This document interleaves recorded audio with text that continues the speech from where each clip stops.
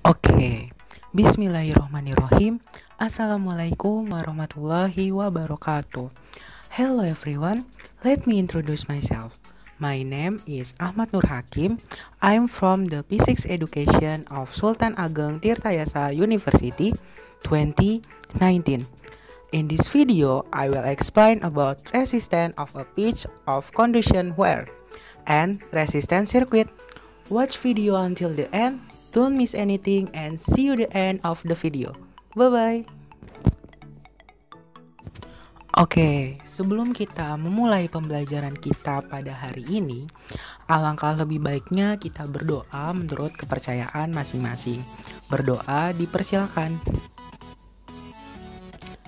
Berdoa tidak dapat dicukupkan.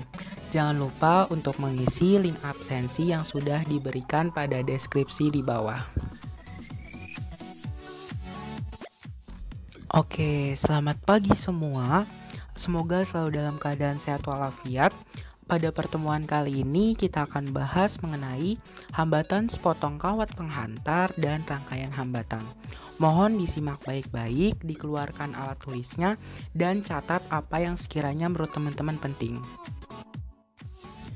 Nah, tujuan pembelajaran dari pertemuan kali ini, setelah mengikuti proses pembelajaran, peserta didik diharapkan dapat yang pertama menganalisis hambatan listrik, yang kedua menjelaskan sifat-sifat pada rangkaian seri dan paralel.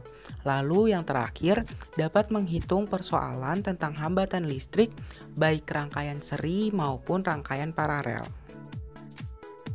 Pada pertemuan sebelumnya tentunya teman-teman sudah dijelaskan mengenai apa itu hukum Ohm. Nah, di sini saya ingin mereview sedikit dan mempertanyakan kepada teman-teman semua nih, apa sih yang dimaksud dengan hukum Ohm? Nah, benar banget nih teman-teman. Hukum Ohm merupakan sebuah hukum yang dikemukakan oleh Georg Simon Ohm, di mana Georg Simon Ohm ini merupakan fisikawan asal Jerman. Nah, beliau mengemukakan persamaan V sama dengan I dikali R. Nah, teman-teman cukup mengingatnya dengan buah pir. V sama dengan I dikali R. Maka bisa ditemukan I sama dengan V per R. Di mana hukum ini mengemukakan bahwa arus listrik akan sebanding dengan tegangannya dan berbanding terbalik dengan hambatan konstannya, teman-teman. Pernah nggak sih teman-teman berpikir sejenak mengenai rangkaian apa yang dipakai pada listrik di rumah teman-teman masing-masing?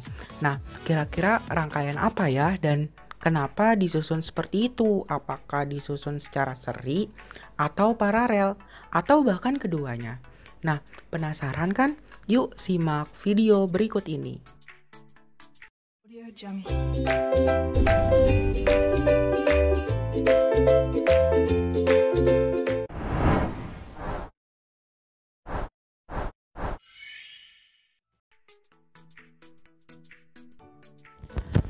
Nah, selanjutnya mengenai hambatan listrik, di mana hambatan listrik pada kawat penghantar atau yang biasa kita sebut dengan konduktor bergantung pada jenis konduktor, luas penampang, panjang konduktor, dan temperatur konduktor. Nah, teman-teman bisa dilihat pada gambar berikut ini, di mana ini ada kawat penghantar. Dia mempunyai luas penampang A, lalu ada rho-nya merupakan hambat jenis dan panjang dari kawat penghantar tersebut, di mana hambatan konduktor ini dapat kita hitung dengan menggunakan persamaan R sama dengan rho L per A, di mana rho merupakan konstanta hambatan jenis, satuannya ohmmeter, L merupakan panjang konduktor, satuannya meter, A merupakan luas penampang, satuannya meter persegi, dan R merupakan hambatan konduktor, satuannya ohm. Oke, supaya teman-teman lebih mudah dan lebih gampang untuk memahaminya, mari kita coba lihat pada simulasi PET berikut ini. Kan tadi udah kita jelasin ya kalau R itu dipengaruhi oleh hambatan, hambat jenis, lalu panjang dan juga luas. Ketika kita perbesar dari nilai hambat jenis atau resistivitas, maka nilai R-nya atau nilai hambatannya akan semakin besar. Nah, Nilai resistivitas ini tergantung pada bahan yang digunakan. Ada perak, tembaga, emas, dan sebagainya. Itu tergantung dengan hambat jenis pada kawat yang digunakan. Oke, kita kembalikan lagi. Lalu yang kedua dari panjang. Kalau misalnya kita panjangkan kawat tersebut, maka nilai hambatannya akan semakin besar. Dan kalaupun kita kecilkan, maka nilai hambatannya akan semakin kecil. Begitu teman-teman. Oke. Selanjutnya adalah pengaruh dari luas permukaan. Ketika luasnya semakin besar, maka nilai hambatannya akan semakin kecil karena dia berbanding terbalik antara hambatan dengan luas permukaan. Lalu ketika kita kecilkan, maka nilai hambatannya akan semakin besar. Seperti yang tadi sudah dijelaskan. Seperti itu teman-teman. Lalu selanjutnya ada pengaruh perubahan suhu terhadap perubahan hambatan listrik. Nah, di mana dapat kita tuliskan dengan persamaan delta R sama dengan R0 dikali alfa dikali delta T. Nah, pada pertemuan kelas 11 kemarin tentunya sudah dibahas mengenai pengaruh suhu ini teman-teman. Nah, di mana delta R merupakan RT dikurang R0, maka kita substitusi dan akan menghasilkan RT sama dengan R0 buka kurung 1 ditambah alfa dikali delta T tutup kurung. Nah, di mana RT merupakan hambatan akhir satuannya ohm, R0 merupakan hambatan awal satuannya juga ohm, alfa merupakan koefisien suhu hambat jenis satuannya per derajat Celcius. Nah, delta T merupakan perubahan suhu. Nanti dikurangin aja nih suhu akhir dikurang suhu awal. Nah, contoh soal dari hambatan pada kawat ini merupakan contoh soal perbandingan biasanya. Jadi biasanya ada kawat yang dipanaskan dan kawat didinginkan. Seperti itu teman-teman. Nah, selanjutnya ada rangkaian listrik, di mana rangkaian listrik ini dibagi menjadi dua. Yang pertama adalah rangkaian listrik secara seri, dan yang kedua adalah rangkaian listrik yang disusun secara paralel.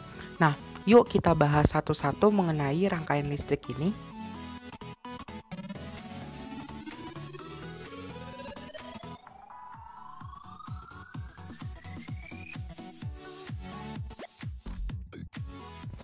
Nah, yang pertama ada rangkaian yang disusun secara seri. Seperti yang teman-teman lihat pada gambar, ini ada dua buah lampu yang disusun secara seri lalu dihubungkan pada satu buah baterai. Nah, di mana ciri-ciri dari rangkaian seri ini yang pertama adalah hambatan disusun secara sebelahan. Seperti yang teman-teman lihat tadi, lampunya disusun secara sebelahan. Nah, lalu yang kedua, kuat arus total sama dengan kuat arus yang ada di hambatan 1 maupun yang ada di hambatan 2. Nah, secara matematis dapat dituliskan menjadi I total sama dengan I1 sama dengan I2 sama dengan titik-titik-titik sampai dia IN. Nah, misal ada berapa hambatan? Ada 5, berarti I1 sampai I5-nya itu nilainya sama dengan I totalnya gitu teman-teman. Lalu yang ketiga ada seluruh tegangan yang ada di hambatan pada rangkaian itu dijumlahkan. Nah, hasilnya akan sama dengan tegangan yang ada pada sumber. Atau bisa kita tuliskan dengan V total sama dengan V1 ditambah V2 ditambah titik-titik-titik ditambah Vn.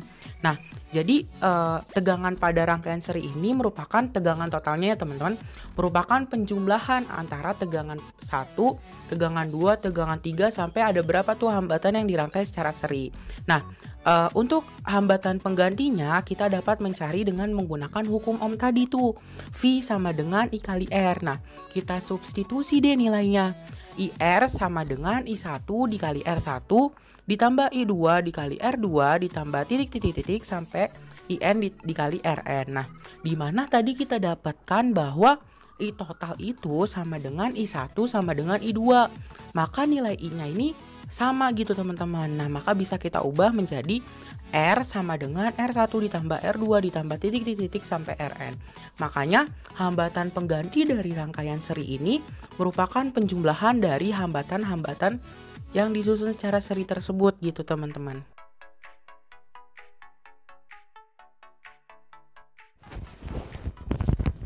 Setelah kita lihat, maka ada kelebihan dan kekurangan dari rangkaian yang disusun secara seri. Untuk kelebihannya sendiri, yang pertama rangkaiannya lebih mudah untuk dibuat karena tadi disusun secara sejajar gitu teman-teman. Makanya bisa dibilang lebih mudah untuk dibuat. Lalu biaya pembuatannya relatif lebih mudah. Kenapa lebih mudah?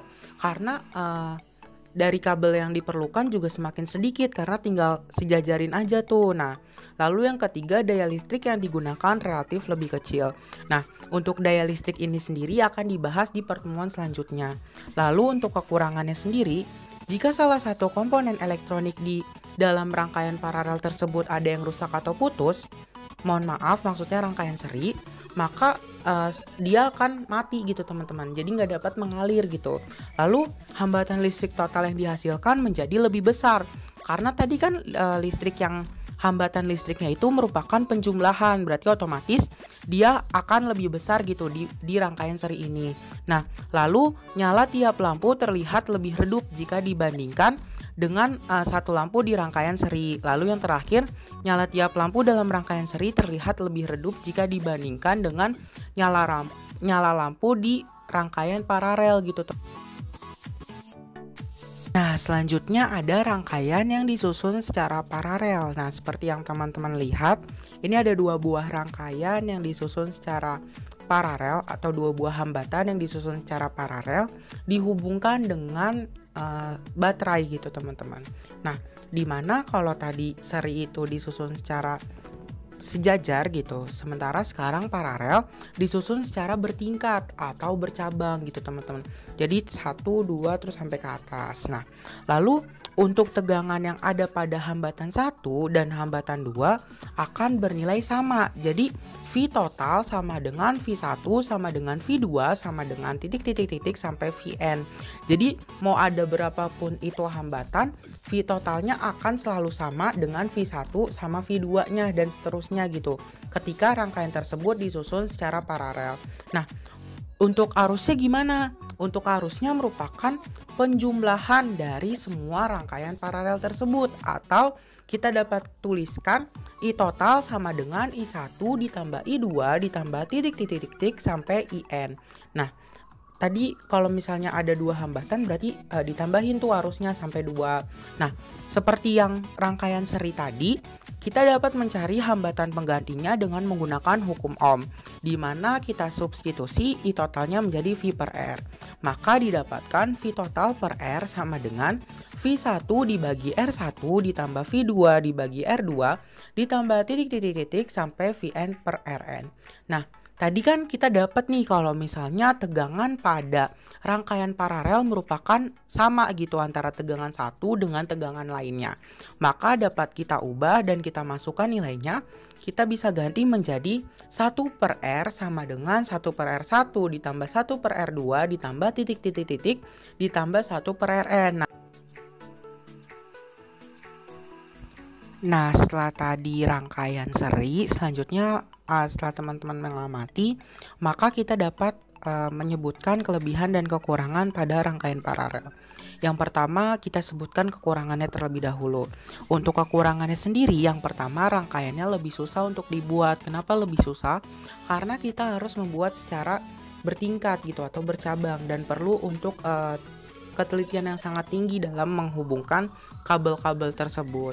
Lalu biaya pembuatan relatif lebih mahal karena dengan dibuatnya secara bercabang atau bertingkat, tentunya kita memerlukan kabel yang sangat banyak gitu teman-teman dan memerlukan biaya yang sangat besar.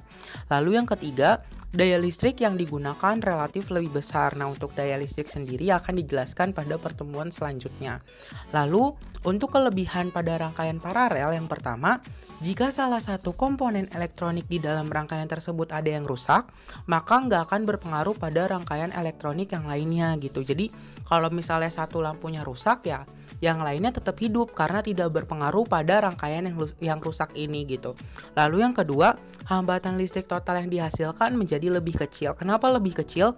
Tadi kan pada persamaan sebelumnya itu merupakan 1 per R. Jadi hambatan yang dihasilkan akan cenderung lebih kecil daripada hambatan yang disusun secara seri.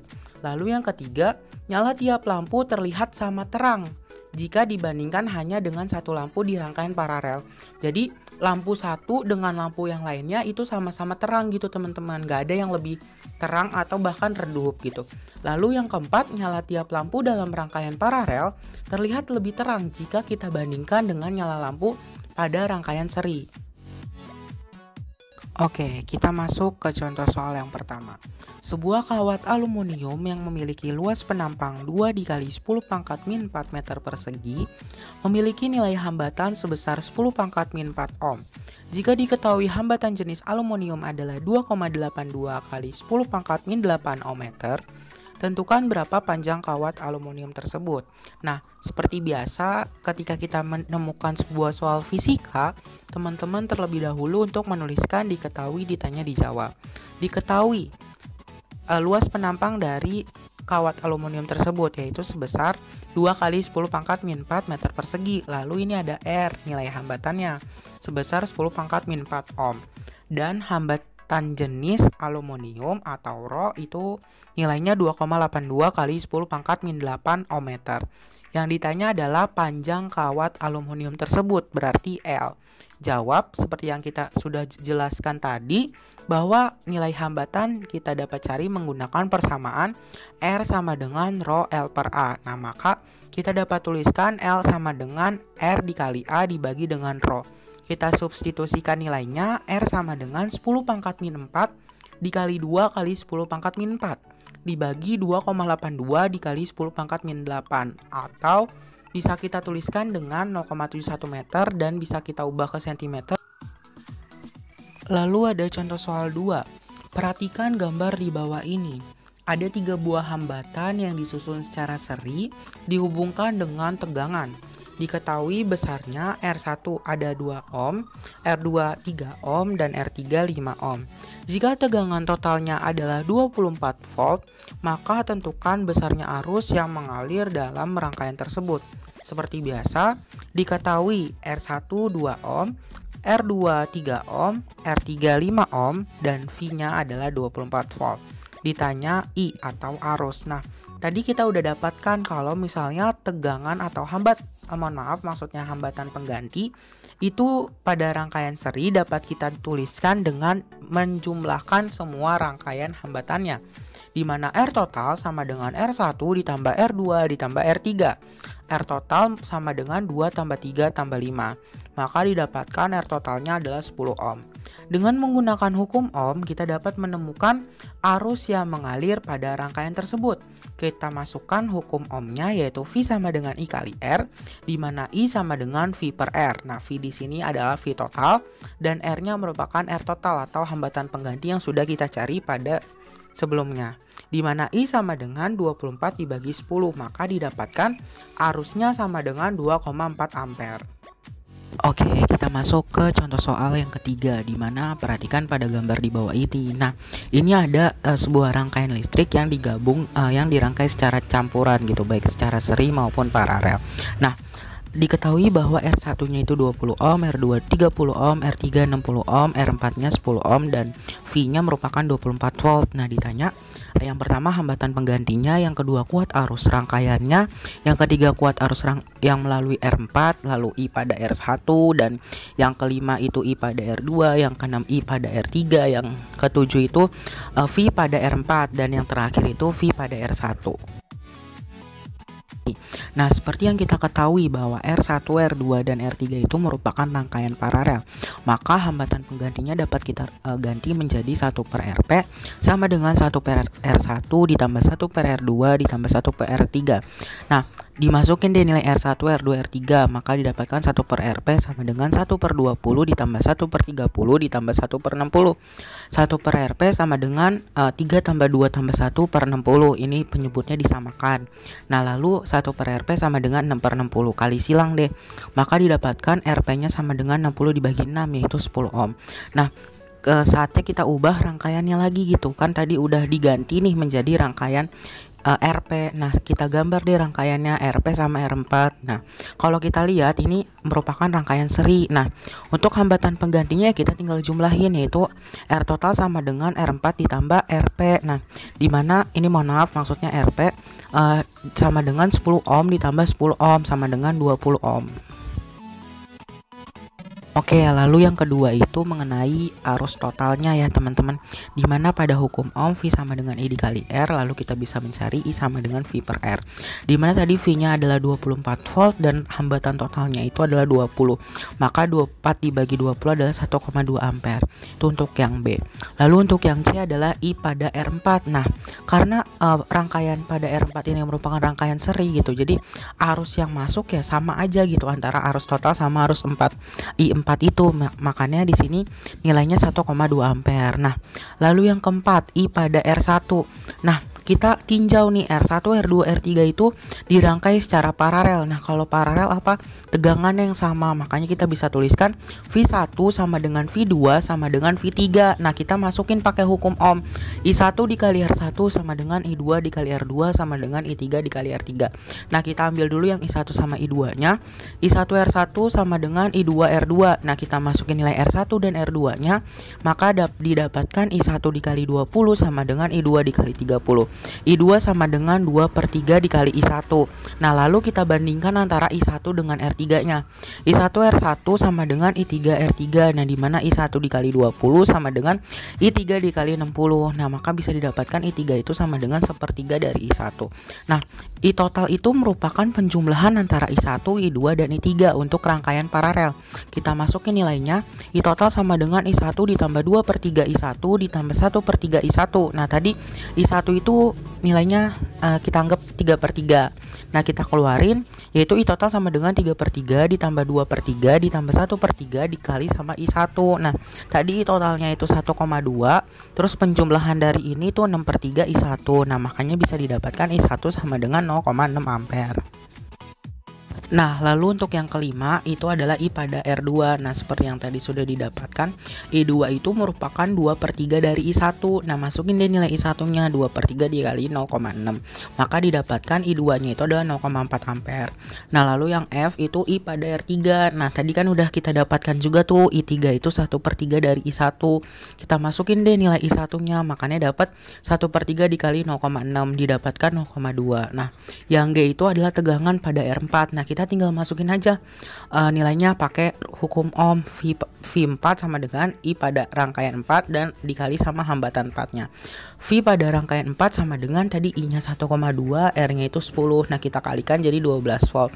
Lalu untuk yang H itu V pada R1. Nah, kita masukin juga pakai hukum Ohm. VR1 sama dengan IR1 dikali R1. Nah, IR1-nya itu adalah 0,6 ampere dan R1-nya adalah 20 ohm. Nah, 0,2 dikali 20 sama dengan 12 volt. Oke, tadi kan udah rangkaian seri, sekarang kita coba buat merangkai secara rangkaian paralel. Seperti biasa ada sebuah baterai lalu kita pasang, dan di sini bedanya ada cabang dan kita beri saklar di setiap percabangannya itu, teman-teman. Oke, ini hambatan yang pertama. Kita rapikan sedikit. Lalu kita pasang cabang keduanya. Kita pasang saklar lagi, teman-teman, dan kita pasang sebuah lampu atau hambatan yang kedua. Oke, ini merupakan rangkaian secara paralel yang disusun secara bercabang. Bisa dilihat saklarnya kita tutup dan arus mengalir. Seperti yang dibilang sebelumnya, yaitu hambatan disusun secara bercabang atau bertingkat pada rangkaian paralel. Kita lihat di tegangannya. Untuk tegangan pada baterai sejumlah 9 volt ya, teman-teman. Oke, 9 volt ya. Lalu untuk hambatan pertama yaitu sebesar 9 volt juga. Dan untuk hambatan kedua tentunya juga 9 volt. Maka ini terbukti benar bahwa V total sama dengan V1 sama dengan V2, yaitu hambatan total itu sama dengan hambatan yang berada pada tiap-tiap rangkaian paralel. Lalu untuk arusnya, arus totalnya di sini adalah berapa nih? Ya, 1,8 ampere ya, teman-teman. Lalu untuk arus yang mengalir pada hambatan pertama yaitu 0,9 dan hambatan kedua itu 0,9. Berarti I totalnya sama dengan I1 ditambah I2, dan terbukti benar bahwa arus totalnya merupakan penjumlahan dari kedua hambatan tersebut gitu, teman-teman. Nah, sekarang untuk saklarnya ya, kita kembalikan dulu nih ampere meternya. Ketika saklarnya kita buka salah satunya, tidak mempengaruhi lampu yang lainnya. Jadi lampu yang lainnya tetap bersinar dengan terang gitu. rangkaian paralel ini diterapkan di dalam saklar dari rumah kita teman-teman gitu. Karena terlebih mengingat dari kelebihan dan kekurangan yang sudah disebutkan, jadi banyak rumah yang menggunakan rangkaian paralel ketimbang rangkaian seri. Nah, kan tadi udah simulasi dari rangkaian paralel, coba teman-teman bisa nyoba di rumah untuk rangkaian seri dan teman-teman bisa membuktikannya sendiri. Iya, kesimpulan pada pembelajaran hari ini adalah yang pertama, ada beberapa faktor yang dapat mempengaruhi nilai hambatan dari suatu kawat, yaitu yang pertama hambat jenis, yang kedua luas penampang, yang ketiga panjang, dan yang terakhir suhu.